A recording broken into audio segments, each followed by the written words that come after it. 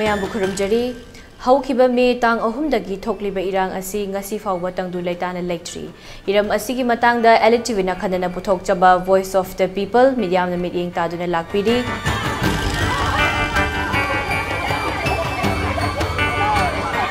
ꯂꯝꯗꯝ ꯑꯁꯤꯗ ꯂꯩꯔꯤꯕ ꯃꯤꯑꯣꯏ ꯀꯌꯥꯅ ꯐꯣꯡꯗꯣꯔꯛꯄ ꯑꯩꯅ ꯁꯤಎꯝ ꯑꯣꯏꯔꯗꯤ ꯍꯥꯏꯕ ꯋꯥꯐꯝꯗ ꯌꯨꯝꯐꯝ ꯑꯣꯏꯕ ꯑꯦꯄꯤꯁꯣꯗ ꯃꯤꯌꯥꯝ ꯄꯨꯟꯅ ꯃꯤꯠꯌꯦꯡ ꯇꯥꯃꯤꯟꯅꯁꯤ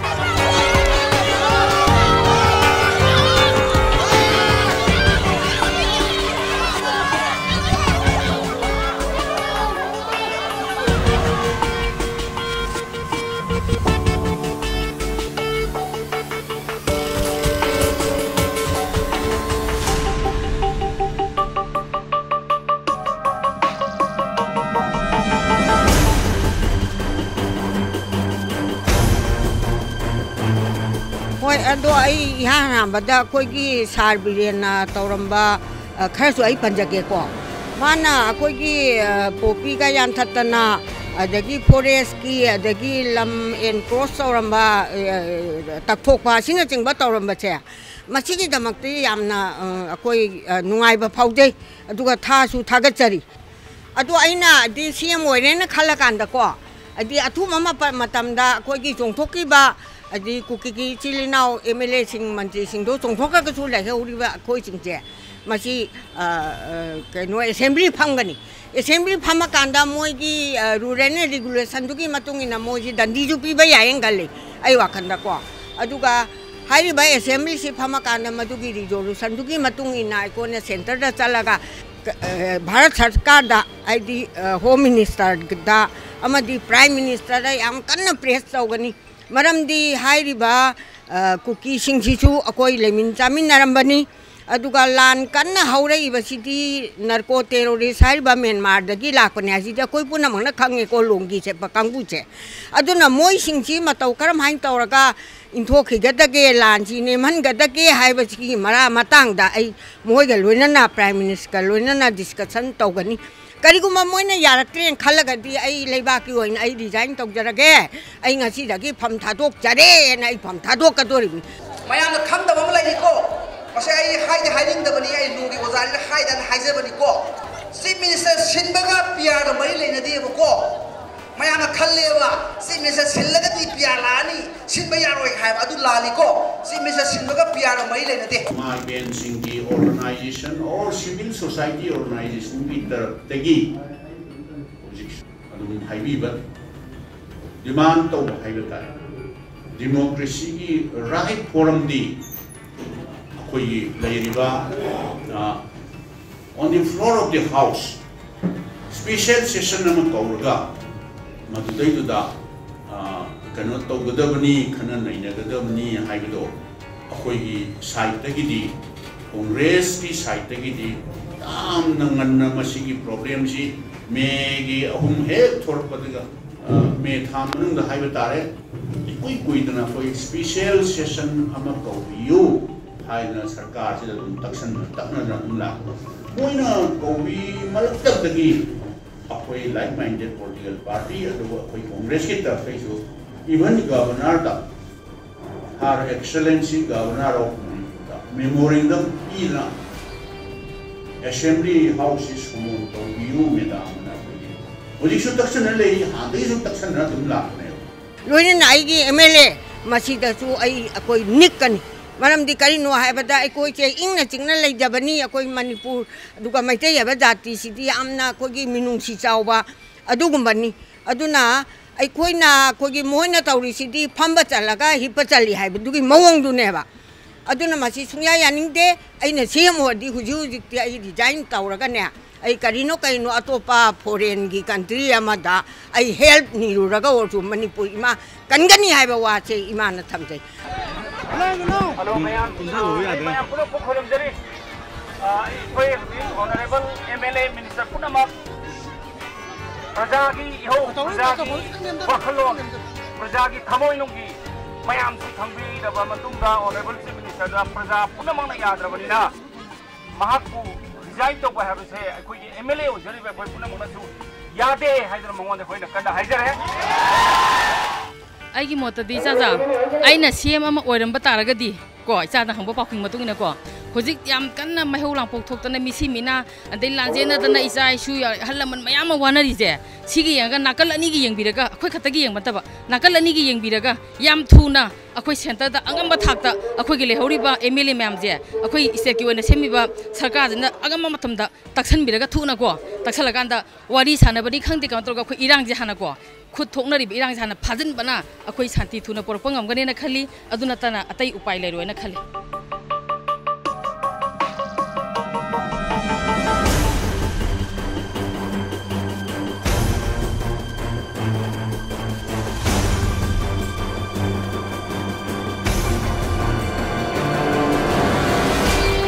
ayu wakalon da din aina chema ma ora matara dina Manipur mai chai che hana kan gane ba moi gi rajniti gi wadu di kon matam matam du gi oi jawa ba tong jawa ba haji macham machu mayam che akhoi gi tangdu leita dana leire adagi tangdu leita dana chingya ta mya da leiri ba miyam che suki mati ware ba wa ba bu ngang khai phang na ware akhoi haji aina kaigoma Manipur gi CM je oiram batarabadi Manipur da khoi MLA humpu leibasida tara ama to khaina chakhraga su lehoriba khoi gi yankhai se sina Delhi da chalaga protest tawdana ima leiba iramda Manipur gi praja na yadrabadi akhoi pham thadokani natraga akhoi akanba khongjang changjanni haidana Delhi da akanba khongjang changjan hani hojik laiba Manipur gi administration komai te ma ti yeng bioba Robin Than da su ya na khange Manipur ke administration thau yeng biu ne Manipur de MP hum lei MLA hum fu lei council minister with chief minister lei governor lei mayam lei na ko kan tok de ne ko si yang si bo wari ne ko masi chumi hangi bo wahang du mak ima so hang ba pamame ima na khomningi di masi dai da ngasi gi ori be situation na mama moina aduga Manipuri ama oina so akhoi gi haurak khom khangak pa historical mayam si ubakanda ipai puna thambiram ba akhoi gi maitei gi chanabi haidi Manipur si gi chanabi sa fajana ngak selga leirami adubo mafam mi khang khangong dan akhoi lejari balantum torga indago medatil ko medatil kanda akhoi si mogi alliance leinandana democracy leibak aina ning khat tamba free oiba apha pu leitaba niom chumba ain leiba pot ama leire adubo duk nungai na leira kana mafam mi khang khangong dana mirei bak ta gi lakwa longri set pa kangbu amana indago menga su tong nei khoi Manipur go men su tong nei khole akhoi ta ambadi na te khoi khangde tobo ta boi tong na gre tauraga di leibak ki oina mapi mapa ma ina oiba targa di ngasi gi chingya tamya da isai su mayam ma haurei ba ngang macha mayam ma na brain choi ga da ba aki khangle nongoi ka pa ka dran la la ka dra ki ba awa ba mayam su ru ka da Manipur gi mapi mapa moina aina assembly member moina wasakhi ba ima leibak ki damak thawai tharju thani Manipur praja la kya cha soidana nunga hengani madu gi chap chaba activities ai tawne na wasa ga si assembly member oire adagi CM mu oire ga di chap chana madu gi miyam gi apam madu matungina miyam nungai na bedam ta thawai na pon thawar su ka thoga chap chabi stand da ngasi any person na tawra su India government oigera adagi atopa leibak tai oigera loira madu chap chana thengra I leibak sibu kanana bida thona lena chongthokani ima oirga di MLA tarana chongthokhi basidi panbada ibu ikai maramdi moina election lepa matamda Manipur gi citizen la moina kendra amagi representative oirga kagi bane ba miyam du na yaraga aduga thoga aron ba agenda amada longri sepa myango loktu naraga akhoi separate ama tangane na chongthoi sidi ibu ikai moi maming matha paningde moi du di lairik lai su hairam ba yai scholar oram ba yai yam ikai ngai oi lila gi ning thong saga da ba yai platform sida di moi du di kaim kanadre phawam ne na lore moi gi wasu paningde aduga akhoi lehori ba MLA yankai jang yauna lehori sa moi tara duna Hawam ojagarasu amuk hana assembly member oina hojik laga separate taliba moisina mang da bhawda mangro mang bada oiraro da poto mangla do mangi ba midudi koina phawam ni phau loga koigi humai no hunga da paithokhi ba adugu manen khandhoga ngasi gi MLA yankai sia sigi manung da ai samak se assembly member amu oirama ba MLA mu oirama ba power paidra bhawga ai khoi iramdam ijati sigida mukta isai su ima iben asi gi tungi jene sa hore iba myam se aina kangani haigram ni koi kanbam thoi ngamoi da waraga di koi kari gi MLA oiba leidoi no Manipur kalasi la oina kuba koi yankai sino khudum singna torga ruling opposition khaidana Manipur kanana bada achau ba thogang ma lawni ima waradi Bharat ki parliament oisno नत्रगा अतै अतोप state assembly होइसु करिगु कांदा अखोगी भारत की संविधान की मखादा वासक लोई bye से मसी थुवाई bye से अनइटिकल कंदनी मधु चदब यादवा महाम चक्कदब सादती वांगदा MLA अमना मियाम विरुद्ध होइबा अमना चक्कदब सादती वांगदा तो अदुन तब अमनी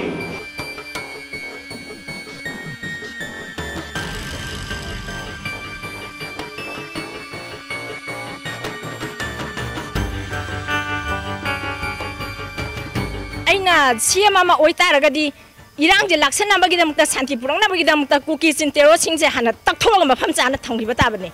aikhoi manipur da santi purak ji hai taragadi karigi terrorist na sum taksilakpa aikhoi na de takthokpa gi mathau karim ta taude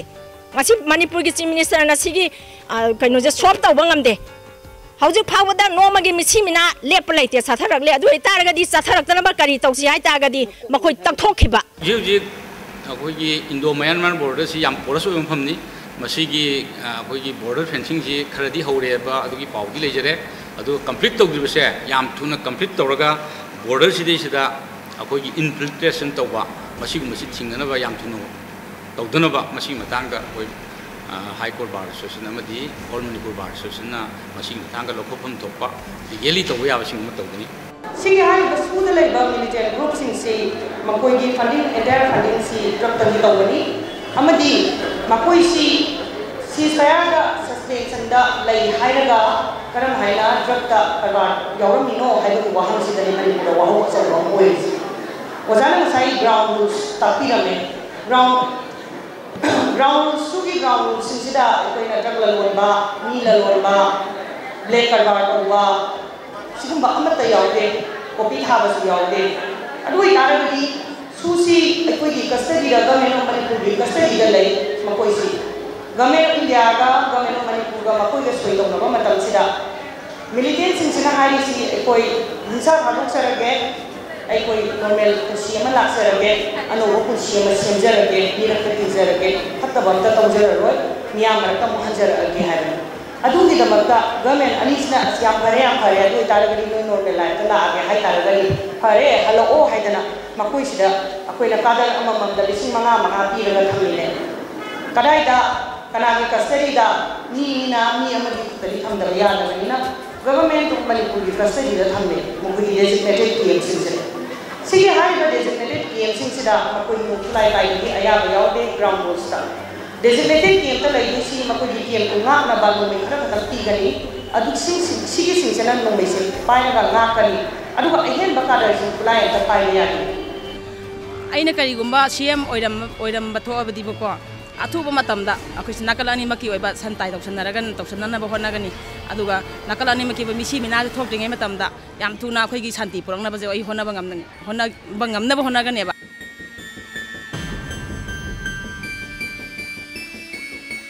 aina kariyumba manipur ki chief minister oiram taragadi irang se laksinabagi damakta ai manipur dagi akogi huji india government tana satkani india government talaga narendra modi gi mateng lawgani lawraga irang mana kaigumba aina haijaba kaije amata tabi da taragadi ai resign tawjagani ai famdagi hojik akogi chinau kuki singna akogi sem na step down tawdri phobodi akoidi peace tawroi haikre adordi manipur da leriba praja punamak mayamna elected tawkraba leader luchin puren punamak na peace pamba tarade akoi diplomacy ama puthokpa tai masida mabu yaba yadaba tokhaningbagi wafam karisu lakjade haibase akoina thamjaninge adona center na tawriba amuk leadership change tawgani haiba tawroi amu haiba aduga chingda akoina yengsangani tampakna nakoina yengsalo amu haiba ngasi ama hayeng ama haidana lairiba sidi manipur gi mi praja punamak se jati lairi punamak se amaga hanna sunaraga adum loisalasunu haibagi wafamra haibase akoina center komaina thamjari modi de question am khatang hangi akoi je india ma sa natabra haiba question ji mai kanu da hangi india gi prime minister kaigino hai matamda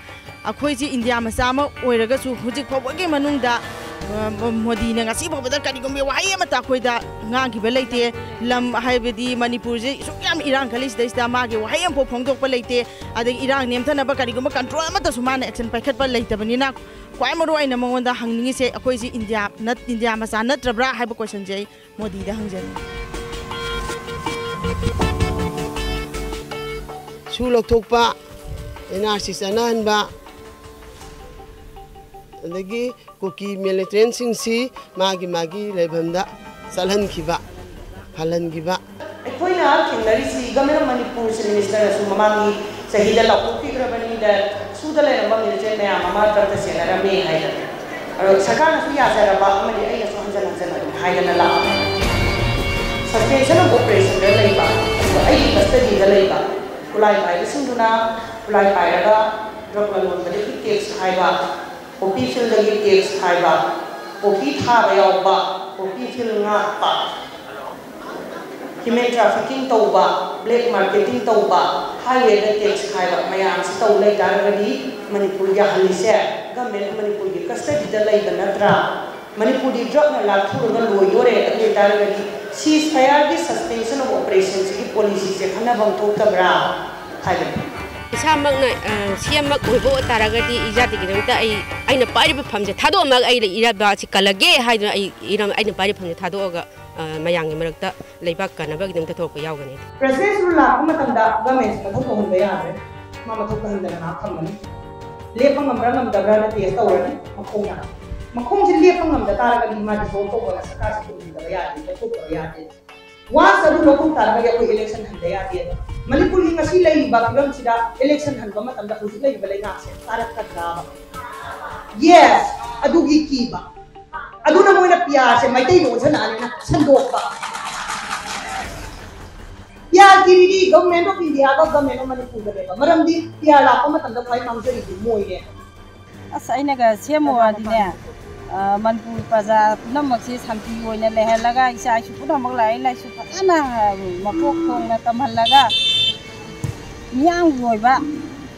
ta thok ngam ba thongna habdo adu tawjani ai wakanda kaluk ani gi khaktagi ni haina akoina lobo yadaba matam su le haibase akoina phap tagadabani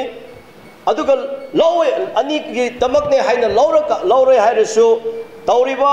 hairiba kaluk ahum ichina naga sing maite pangal sing aduga ichina gorkha sing akoina tumina yenglaga leiba yaroi yade haijariba aduna ngasi manipurda normalcy la halase peace lahalase haibatarade hairiba kanluk ahum sina mamang tharaga kanna lauraga aikhoi manipur da masi pamdi masi pamde masi tobigano haibase aikhoina kanna thabak tofam lawfam thoi haibase ngasi tiliba mi pungkhutimang na phap tabigadabani karigumba ai samangna chief minister ko CM je oram bataragadi akhogi numit mangani gi manungda asagi su haidana akhoi chanariba agreement ko ceasefire je ngasagi mitam praja da khuthaw haibadi yaude mugi jenda da mase aina soidana hanto halangani yamna angambi thakta ai miyam gi dangda khandana aduguma thawna amaga loinana hantongna ba ai soidana honarangani CM oinan taragadi hoji hoji thamiba chu je lokhokani khudakta JP na ruling party na mobile gi mako John Singhuda takatana ko liba yaroi dore ko mui chagale yaraga di manipurda su chana halagano numai ka pale no su chen ka season le bagan se asine numai ka pale ni ta dei dei ba ka su numai ka khuda to le kan pasatana hayo na hai bhu ya re ba adu bi ko to bi na Emang manju dari jabatan di final section dari itu boh. Kita poci yang kena, pesawat yang kena, mesti bagi ayah tu ayah jadi namu, saya implek, poci ni, ayah saya bagi di mana ni, manjano. Si mui macam berapa? Emang itu orang sembroh, ciri yang mui ni, ciri yang tadi kalau kita nak mesti tomar, mesti hijau, mesti nore, mesti aina. Kami yang kali, ramai ni yang dari apa? Kay baina semin sa way taragadi ay gi tawam thokpa chapchana tawgani irangji loishanna bagi damakta India jim world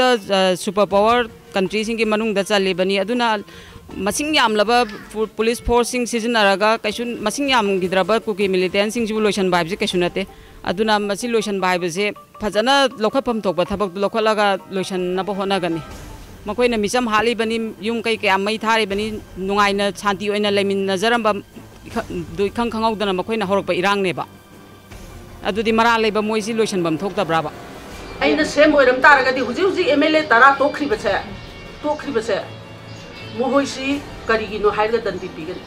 मरमदि मियामगी पाखोल ओइना मोइसे प्रजा मयामना अखोइना नोइबु थागलबनि हाइरगा लागा मोइ हुफुगी मनुंगदि Moina तारा थोख्रिजे अइना same ओइरम तारदि मोइ जेलदा थांगनि